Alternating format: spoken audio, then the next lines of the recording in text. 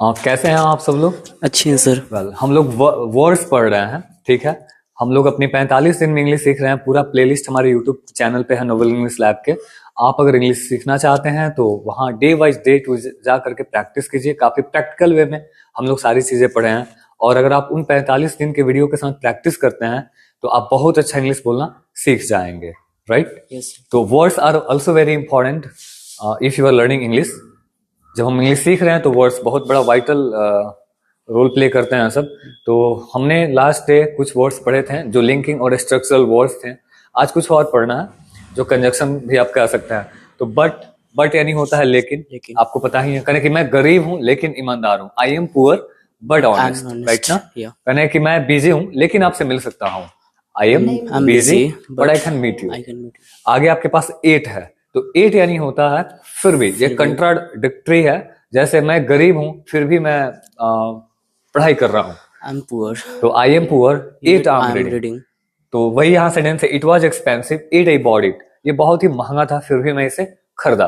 कहने कि वो मतलब बहरा है फिर भी वो सुन सकता है। Is deaf at he can hear, right? और एक अल्दो के साथ भी एट आता है, हालांकि फिर भी। जब भी आपको ऐसा कहना है कि हालांकि वो कमजोर है फिर भी वो आपको हरा सकता है, तो आप इसको ऐसे कह सकते हैं, अल्दो। बोलिए सब लोग।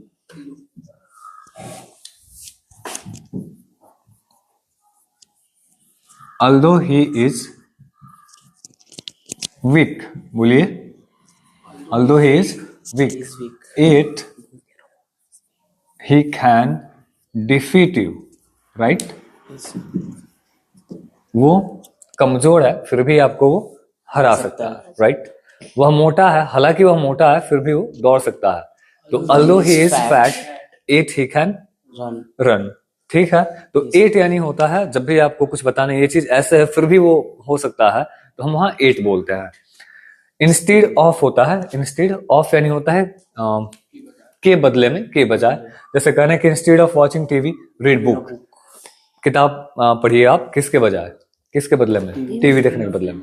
कहना है कि मैं पैसे के बदले आपको सोना दे दूंगा, I will give you gold instead of money.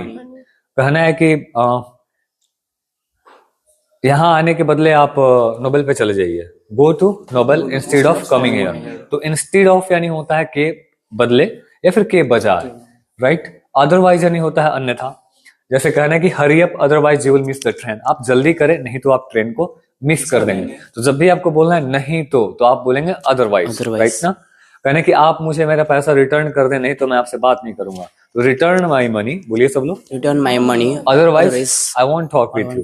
कहने कि जल्दी करिए नहीं तो हम लोग लेट हो जाएंगे।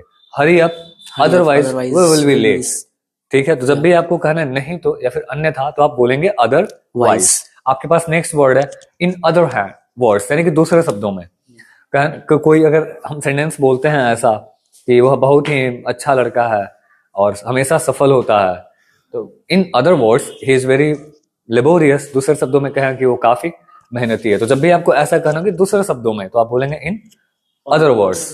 तो in other words practice is the key to success. सफलता के लिए सक्सेस, सॉरी, जो प्रैक्टिस होता है सफलता का की होता है। दैट इज यानी होता है अर्थात, यानी कि मीन, राइट? कहने कि ही इज वेजिटेरियन, वह क्या है? वेजिटेरियन है। That is he doesn't eat meat, अर्थात वो मीट नहीं खाता है, ठीक है। Yes sir. और टू सम अप यानी होता है संक्षेप में, यानी कि ब्रीफली, यानी कि शॉर्ट फॉर्म में कहा जाए तो कहना है कि to sum up regular practice is essential. यानी कुल मिला के बात कहा जाए तो, संक्षेप में बातें की जाए तो प्रैक्टिस जरूरी है।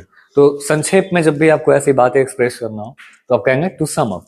आगे है इन कंक्लूजन, यानी कि निष्कर्षता, यानी कि सारी बातों का निष्कर्ष निकाल करके। तो in conclusion English can change your career. Of course if you ना achieve a great goal of your career, then you must know English, you must speak English. Am I right? Overall यानी होता है कुल मिला के।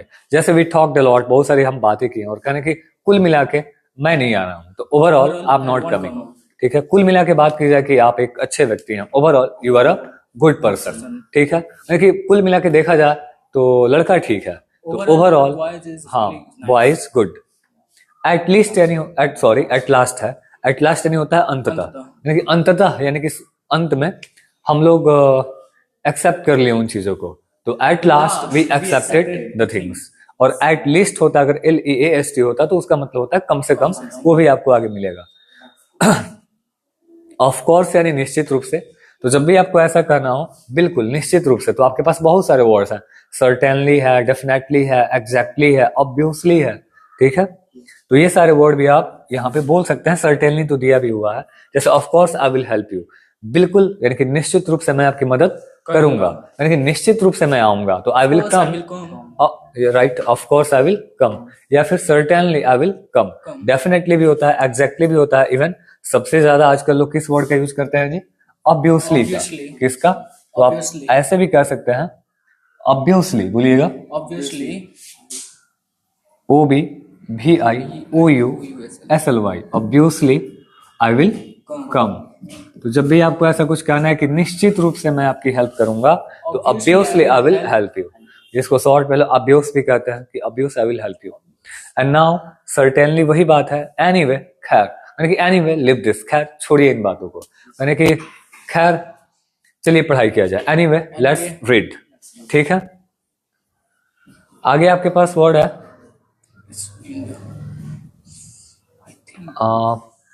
I think, यानी कि मुझे लगता है, इन माई ओपिनियन, मेरे विचार से, as far as I know, जहां तक मुझे पता है।